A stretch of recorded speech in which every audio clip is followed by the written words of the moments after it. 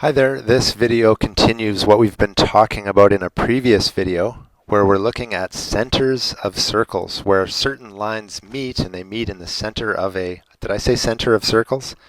In the center of a triangle, okay? These are triangles, not circles. So in the last video, we used a compass to figure out how to find the median of a line or the middle of a line, and we used the compass to do our drawings. In this video, to save time, I'm just going to use the Smartboard software to quickly show you what the idea is, and starting with something called an altitude. So a triangle, an altitude of a triangle is when you take an angle that's from one of the vertices. So I'll start right here, and the vertice has to, it's drawn down until it hits the base or the opposite side of the triangle, and it has to hit at 90 degrees. And in this video, I'm just going to be guesstimating approximately 90 degrees, and I believe this is a 90-degree angle with the base. And what you do is you keep doing that. So you look at this vertice right here, and you draw another 90-degree angle. I'd say it'd be right around here. And then this one over here, a 90-degree angle, would be approximately right there. So you can see where all of these altitudes met. They met inside the triangle right about here. This triangle wasn't quite a 90-degree triangle, in case you're wondering. Now the next triangle is a 90-degree triangle, and so if you go from this vertice down to here, this is a 90-degree angle. If you go from this vertice here and draw, it's going to be a 90-degree angle right there. And this vertice till here is approximately a 90-degree angle. I'm guesstimating. But notice that the three altitudes are meeting right on the, well, they're meeting at one of the vertices of the triangle. Okay, this triangle here is where all the angles are less than 90 degrees, and so the vertice, the altitudes all meet at the inside of this triangle. This 90-degree triangle, it looks like all the altitudes met right at one of the vertices of the triangle.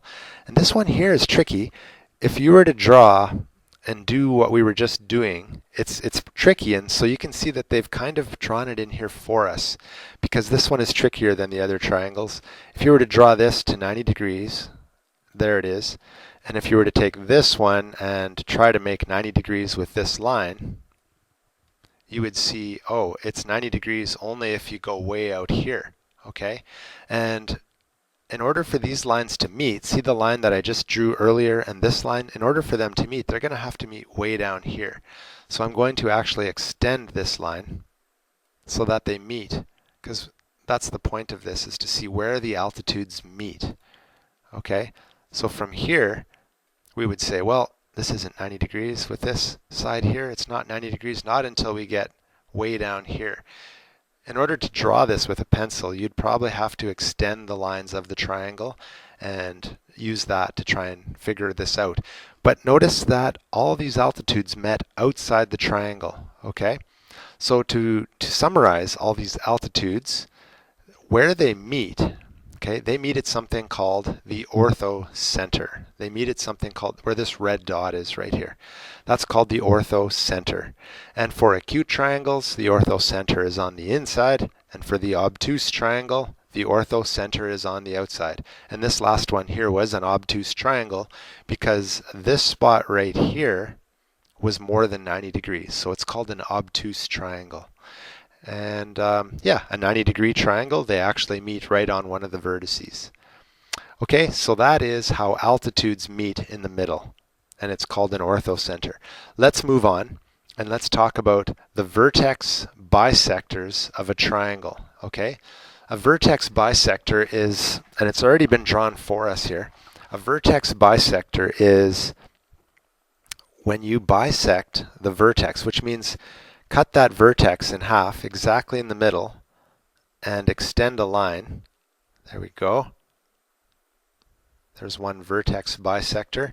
It's when you go from the vertice and you cut that angle, that whatever it is, cut it in half and draw that line all the way until you hit the other side or the opposite side. I'm going to do that here again.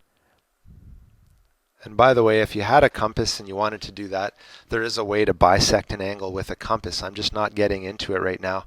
Unless you really want me to, I could quickly get into how to bisect an angle.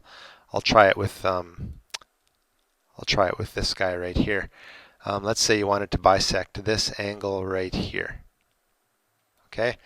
All you do is you draw one of these. Whoops, it's a little bit long. I'm going to shorten that up. So you go like this, okay? And you want to know how to bisect this angle, and then you just go at one of the points right here, and you draw another one, but this time make your arc pretty big, and do the same thing from over here, right there. Whoops.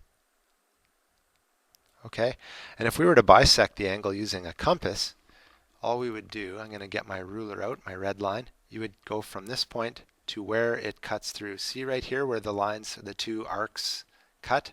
That would be a bisected angle. So I'm going to just guess it goes right about there. It's a mess to look at because there's so much stuff drawn there, and I'm going to erase that right now. But I just wanted to quickly show you how to bisect an angle with a compass in case your teacher wants you to do that. I'm going to cheat and just use these starters here so that we don't have to waste too much time, because otherwise these videos go on and you're going to fall asleep. Oops. So basically we're almost done. I probably didn't need to draw this many, but hey, 3 is fine, and I'm doing them so quickly now, before you know it I'll be done. Here we go. Great. Where these lines meet, where these vertex bisectors meet, has a special name. And if you can't guess, look up above what's something that we haven't talked about yet. It's the incenter. These are called the incenters, okay? And there's something special about them. The vertex bisectors of a triangle meet at a point called the incenter. The incenter is equidistant from the sides. And this circle inside kind of shows that. The incenter is the exact same distance.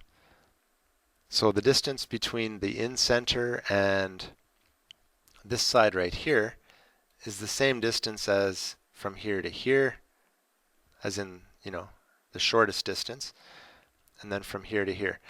The incenter is the same distance to all of the sides, okay? And that's the special thing about an incenter.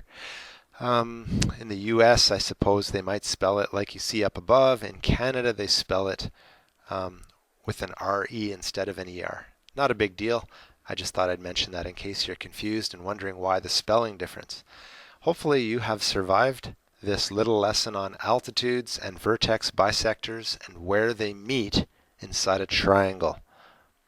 Okay, wish you luck. Good luck out there.